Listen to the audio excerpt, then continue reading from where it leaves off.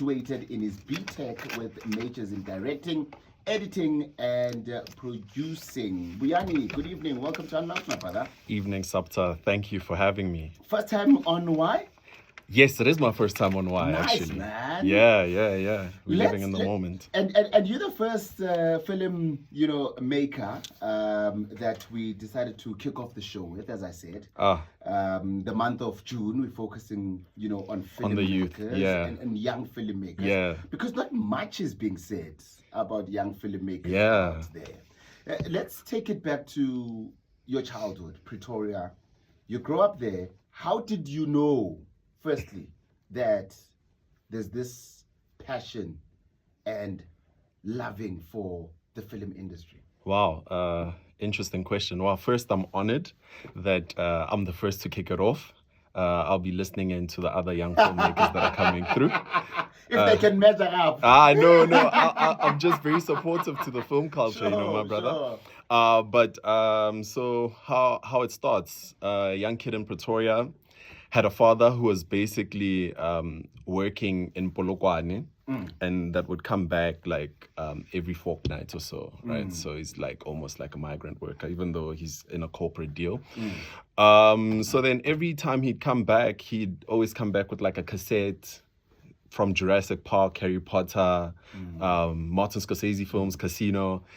I'm watching this as a kid, but so the love of movies really started from a young age, right? I remember also the love for TV. I'd always be glued on the screen, the whole time. I'd know what time it is by just looking at what program, So I really loved it, but I didn't know it would be a career. Like it was a possibility of a career until I was like in matric. I always knew I wanted to be an artist. At that time, I was writing raps and stuff. Musical artist. Yeah. Okay. But then when everybody was like, okay, you're gonna have to decide on what you're gonna study for your further when you further your studies into varsity. There was like an open day thing presented by like AFTA. And they were like, you can study movies. I was like, wait, what? Like, this can be a thing. They were like, this be studied. Like they were like, it's a legit thing. I like the saying by Martin Scorsese. He says, growing up in the 60s, saying you wanted to be a filmmaker was like saying you wanna be an astronaut, right? For me, growing up in South Africa, Pretoria, Mamelodi, B3, saying you want to be a filmmaker is like also akin to being like an astronaut. It was so far-fetched. But then that sparked that thing. And I always say I swiped my raps for like writing scripts. So that's where it became a reality. Unfortunately, I couldn't afford AFTA. But then the next best thing happened to me, which was going to TUT and then finding out the rich history that TUT had in film. I was shocked, actually. They don't boast much, but the rich history there, and then I got taught by a lot of great people there. Let's talk about the conversation you were having with your parents. Convincing them that you want to be this filmmaker. It was tough. Which I'm sure they were thinking about at the time. I mean, being a musical artist was going to be another challenge in itself. Convincing them. Now you have a different challenge of something that's completely far-fetched. How did you have that conversation, Vuyani? First and foremost, they were like, hey, Chief, we can't afford this thing, right? Sure. And then... they probably didn't even know after at the time. Yeah. At that time, it wasn't known like that. So then the TUT thing happens, like, I apply, they're like, this is more affordable, but then they reject me. So I'm like, the one after accepted me, but these guys are rejecting me. And then I was like, let me take a gap year. My parents were like, nah, no son of ours is gonna take a gap year, right? So then they literally dragged me after my birthday, which was in January. At that time they could do walk-in registrations, and I was in line listening to what courses are available. Which year is this? This year is 2011, my good sir. Yes. So then I'm listening to available logistics, economics, what, and then I'm just hearing marketing. I'm like, marketing has to do with advertising. That might be like close to film. So I'm gonna go to marketing. So then I studied marketing for a year. I was very miserable. Yeah, I had like the best social life ever. I made friends I still have for life. But then academically it hit me hard because I had never failed in my life, but here I was failing a few subjects and all of these things. So then my parents, you know, I think they could tell that I wasn't quite happy. So they allowed me to try again, to register again. And the person that was mostly on board at first was like my dad. My dad, he always like, push your dream, na. My mom wasn't. She was like, what's going on? What did it your took mom her want you years to like. My mom, so she told me when I was born, she always had a dream I'd be a preacher. Yeah, that was a dream. I don't know. It's a weird dream, but hey, but they just wanted me to be comfortable, and it was something that it's so out of the box. They weren't sure that I was gonna make it. But then my mom, later on in the years when I started making made-for-television films and stuff like that, she was like, "Wait, my son's name is on TV. The TV that I watch, it's like right there." And she started slowly coming on board onto this whole thing. And the happy story with my mom is on this feature film that we're talking about, Face Deep, she was like one of the executive producers. What? She cut a check, yeah. She was like, I believe in you that much, and gave me a check from her retirement, which was it's insane. And that's the kind of support that, you know, as a young, aspiring anything in life, you would want to get from your parents. Yeah, for sure, man. It actually almost felt like, because I'm also a film historian, I know how Spike Lee started his first film. His grandmother cut a check from retirement. So I was like, a similar thing is happening to me, and it was almost like, you know, it was a full circle moment for both of us actually, because we had the premiere and she was there, and like seeing your son's name and Ster-Kinnico, New Metro, nationwide, that's kind of insane from a kid that was like, hey, I want to study this, and I dream and it could happen, and it literally happened. And look, man, I'm sure your mom, with her dream of wanting you to be a preacher, now she can still get that through film, right? For sure. You know, it's a different way of preaching. Yeah. And you're using film to preach. Exactly. You could push the gospel in different ways. Yeah. Exactly. And you get into spaces that usually the church wouldn't get into. Yeah, right? for sure. Yeah, and actually, this film also talks about, you know, in certain ways, but regarding mental health and how it goes somehow. You know, we talk so much about filmmaking. I even throw the name, you know, the word filmmaking. Yeah. What is it? Oh, elaborate on that question a bit deeper. Because you're making film. Yes.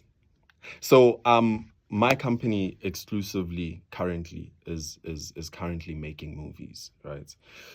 We'd like to venture into series and stuff, television, but currently right now we are making movies. So as for what is it? It's I think, you know, it's a team sport. Okay. It takes a village to make a movie. I think, I don't know where that question, I don't know how to answer it fully. And the reason why I'm asking, and I'm glad you speak of team sports. Yes. You know, but you call yourself a filmmaker. Yeah. But there's a team behind you. Can that 100%. Team also call themselves filmmakers? Yeah, they're all filmmakers. Okay. All of them are filmmakers. The director, the producer. All of them. To the gaffer, to the person, wardrobe assistant. We are all filmmakers. Yes, we are all filmmakers. It's just that everybody has a different role. And in filmmaking, it's very important. Nobody's role is insignificant. You get what I'm saying? Just because I'm here, I'm Vuyani, I was the writer and director, doesn't mean the person that was holding the light didn't contribute to making that film. You get what I'm saying? Or the person that was like sewing that dress for wardrobe when it was malfunctioning. That person is also a filmmaker. So yeah, it's an umbrella term, but if you are in the industry, you're a filmmaker. It's just what type of job do you do inside within filmmaking? Yeah, exactly. I'm glad you elaborated on that. It really just opened my mind to understanding that everyone in the team for that movie, for that film, Exactly. is a filmmaker. Yeah. Now, you as the writer, the director, let's zoom in on that aspect of filmmaking.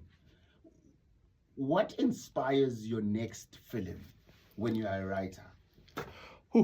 So right now, with this one, I'm gonna take it to the journey that how Face Deep was born. What inspired it was a hunger, my brother. I had done a feature film that never came out. Right. Okay. These things happen in filmmaking. They call them production house, where a film will just be like in limbo.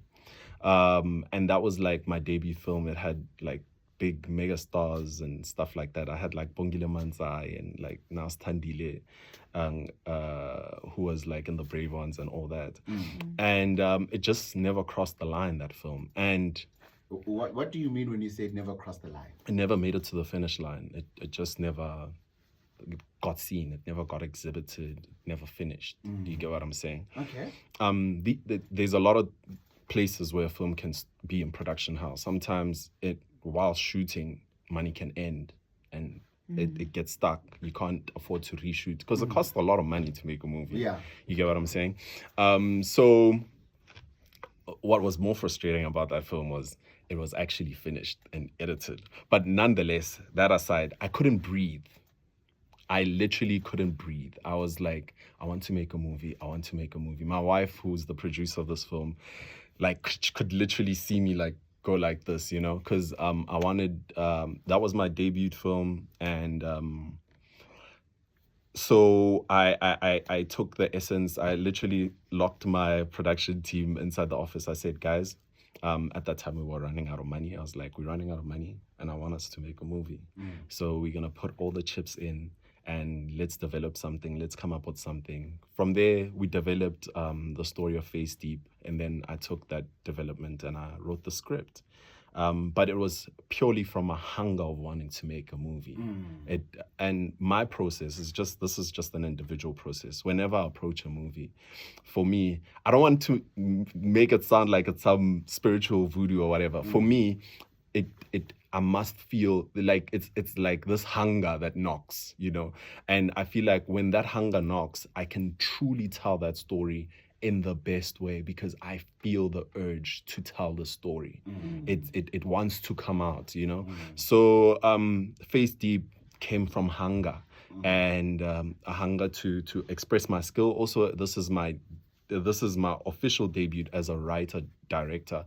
I've directed a bunch of movies, but this was me also just bearing down as a writer. Oh, by the way, the Writers Guild followed me. Oh, that was awesome. But anyway, they followed me. They were like, hey, we see you. So, that's where it comes from. It comes from a hunger to make movies. Also, But it's so crazy when we were premiering and how people, because this story of Face Deep is like so twisted. When you have a chance, please do check it out. They're always like, what inspired you? And I don't have a sexy answer either than I was so hungry to make a movie. But that story is like, something must have inspired this. You get what I'm saying? Because it like kicks hard. I mean, generally one would think that you have to be, when you're a writer, in order for you to write that well and with such detail, you have to be in that space or have gone through that experience. And when it's just hunger, it was. No,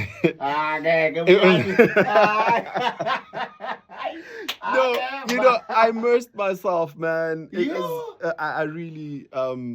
Again, the creative writing skill comes from there. You know, I mean, how do rappers start from like scratch?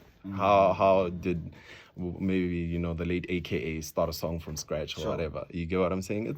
It's a process. You have to imagine and all of those things. So for me, unfortunately, I don't have a sexy answer, my brother. You know, but I took a lot of these tidbits of my life in that movie. Like the character of Noah loves to watch movies. That's a bit of an ode to my father.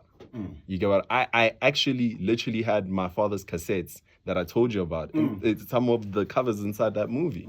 You get what I'm saying? So little tidbits of me are in that movie. Little tidbits of the journey from my short film, my first short film, which was To Ike, to now, which was also a thriller. To Ike was purely a thriller. This is a psychological thriller, which is growth.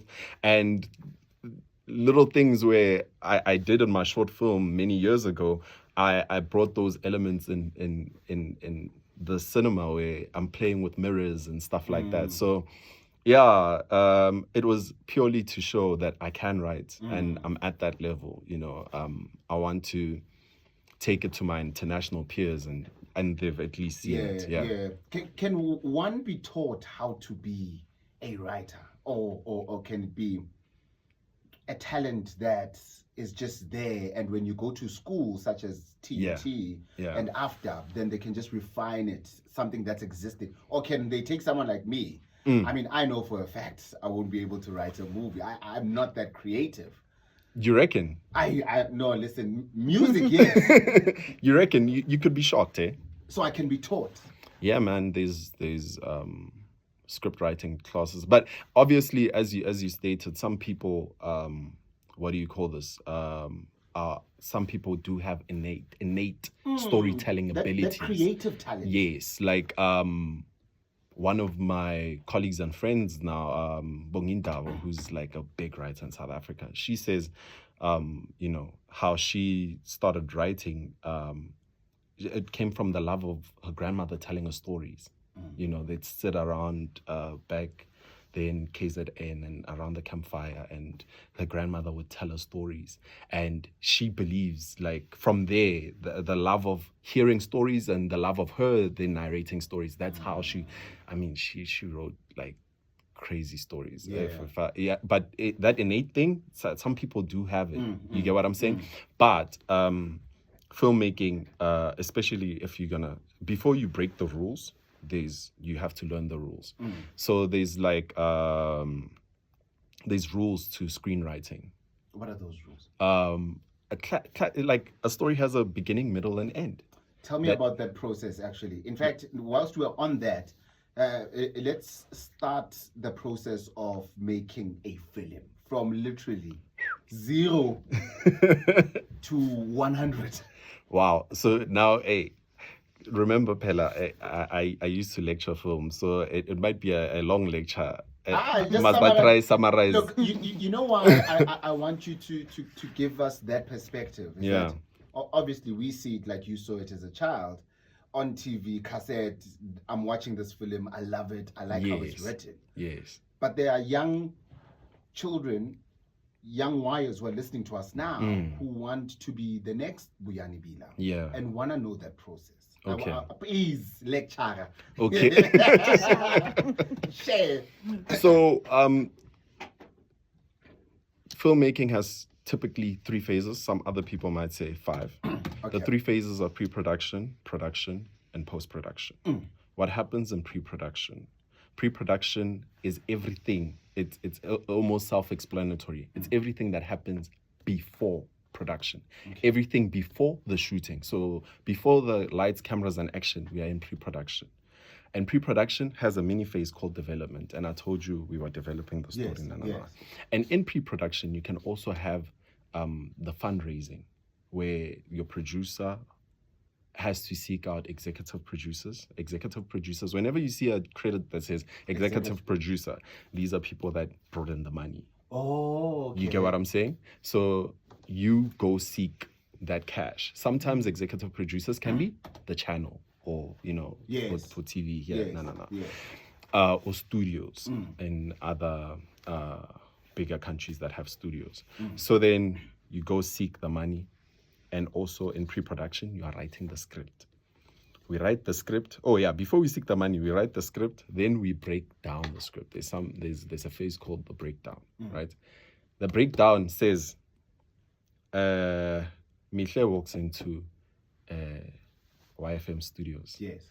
She's angry at her boyfriend, who's a DJ, and then breaks the window. Sure. Na. And then a confrontation happens. So then the producer or line producer in bigger productions will then say, okay, Mihle is walking in. Okay, what is she wearing? She's wearing high heels. Okay, she breaks a window. No. And then we highlight all these things. How much is this window? How much is this gonna cost us? How much are her heels? No. We are breaking down line by line. You get what I'm saying? And then you're like, hey, that window costs 50,000 for it to look like a YFM window. Yo, this window is like 200,000. We need 200,000. No. And then also to replace. Then you have now, once you do that for your whole movie, you've broken it down. You're like, hey, okay, this movie is going to cost $1 million, guys. We need to go find $1 million, for instance. Then you have to go, hey, guys, we have this concept. It's gonna need $1 million. Sometimes, you might need $1 million. And movies, this happens. It happens not only to us. It happens to the best of them. Né? Movies will go over budget. Even if you sometimes set a contingency. I just recently shot another movie. I won't talk much about it, but it went over budget by like 200,000. Sure. You get what I'm saying? So movies do go over budget, and sometimes you need backing. I wish we had studios to back us to make these movies finish and all of that. But anyway, you raise the money. Eventually, hopefully, people cut checks for you and you put it together. And then now, still in pre-production, you then go plan. I need to cast. I need to... Taken me for, but I am not your child. Oh, face deep. Whoa. Oh, man, sounds interesting. That just gave me chills a bit. How did you even get it to play at Stekingo? Or how does one get a movie to such platforms? Look, man, you pitch, you send in your film, you say, this is my film, can you and they will if they see it worthy for the big screen. Yeah. So the blessing I had was I even got called in with one of the exhibitors, and she literally said, we get a lot of pitches from films around the country, and we have to reject a lot of them because the quality is not there, and we are happy to show this film on our screens because it's there. And that was like mind-blowing for me to say, okay, we're doing something. But what also helped us was I'll give them an in. What helped us was the accolades as well that we got to the festivals. We made it. Unfortunately, we had to play the festivals game. Yeah. It went across the world before it played in South Africa. But we were like, we don't want it to be overseas for forever, being like, Face Deep is now in France and then people they're always like, oh, congratulations, but they're not seeing it. So we wanted to bring it here instead of always just saying, oh, I just won another award. And that's what sometimes really happens. I could have played that game, took it out there a bit longer and tried to sell overseas, but I really wanted to bring it to South Africans. I really wanted to bring my log into this fire of filmmaking here. You get what I'm saying? Nice one. Vuyani, we've run out of time, unfortunately, but let's take a quick break. I want us to talk about Art6 production. Okay, cool. Good Sessions is bringing you two next levels. To win tickets, go to the socials and tell us when the Grants Triple Good Sessions experience is happening using hashtag Grants Crew and tag at YFM. Grants Triple Wood Premium Whiskey. Hashtag Together We Make It. The founder of Art6 Production. Outside of the independent element of having, Art6 Production, what really inspired you to open your own production company? So fortunately in school, I did a dissertation upon how to alternatively fund your movies. So I took that dissertation and then I did it as a blueprint.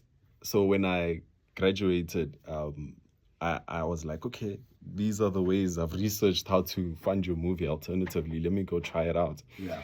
I really wanted, from school when I left, I really wanted to direct movies,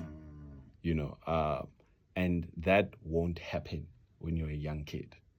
right? Nobody's gonna be like, oh, so you just came from school, here's a movie. And I understand it now more than ever because I'm grown now. But I really wanted to, and I had that hunger, and I knew usually it takes like years when you start in a production company. When you say I'm going to X production company, it will take you years before you get to that director's chair. I didn't have that patience. I wanted my voice to be heard ASAP. So I convinced a couple of my friends that I hadn't even studied with.